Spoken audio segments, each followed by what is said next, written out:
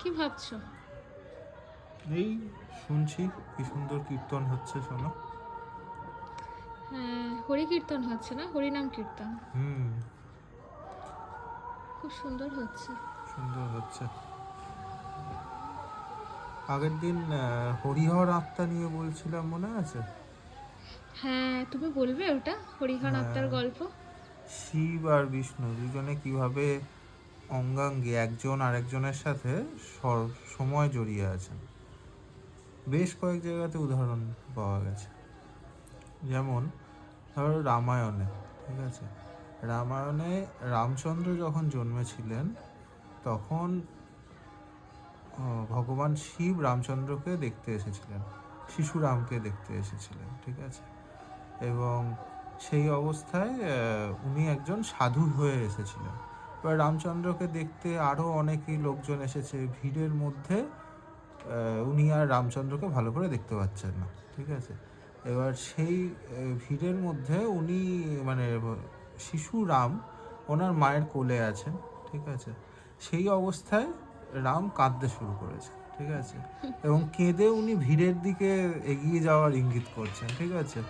তো ওনার মা কৌশল্যা ওনাকে নিয়ে এগিয়ে যাচ্ছেন ভিড়ের মধ্যে দিয়ে।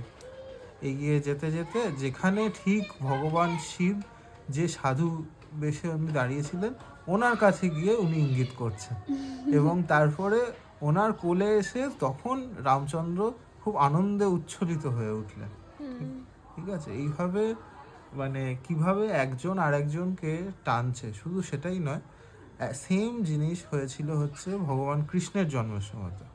কৃষ্ণ যখন জন্মেছেন যশোদার মানে জন্মানোর পরে যখন যশোদার বাড়িতে যখন ওনাকে নিয়ে যাওয়া হয়েছিল, তখন ভগবান শিব আবার একজন ভিক্ষুকের ছদ্মবেশে ওখানে উনি এসেছিলেন।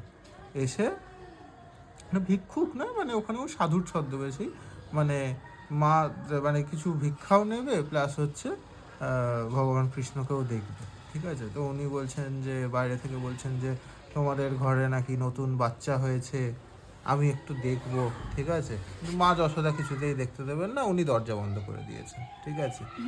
আর উনি তখন সাধু বেশে ভগবান শিব হচ্ছে গান গাইতে শুরু করেছেন, ঠিক আছে।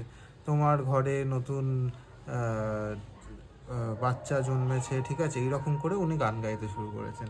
আর সেই গান শুনে হচ্ছে ভেতর থেকে দোলনাতে ভগবান কৃষ্ণ হাত পা ছুটছে, ঠিক আছে, আর উনি মুখে যেটুকু আওয়াজ করতে পারেন সেই রকম করছেন।